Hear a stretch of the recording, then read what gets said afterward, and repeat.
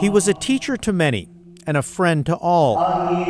Hundreds mourn the loss of Rabbi Joshua Stampfer at Congregation Neve Shalom in southwest Portland, where he served as rabbi for decades. He would come up to you and he would listen to you. Nothing else in the world mattered at that moment. He always cared about what was going on in your life. A pioneer in Portland's Jewish community, Rabbi Stampfer helped establish summer camps, schools, and the Oregon Jewish Museum.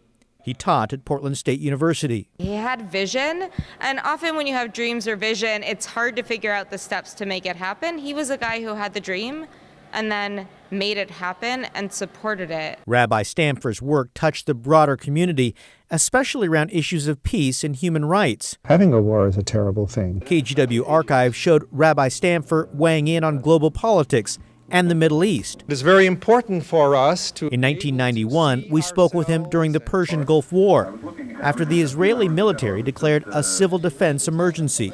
Here we are, we're sitting in Portland, Oregon. I'm seeing streets in Jerusalem that are so familiar to me. And this is what's happening there, and I feel that I could just walk over there and be right in it. It's an amazing feeling. Rabbi Stampfer is survived by 20 grandchildren and 16 great-grandchildren. His legacy lives on.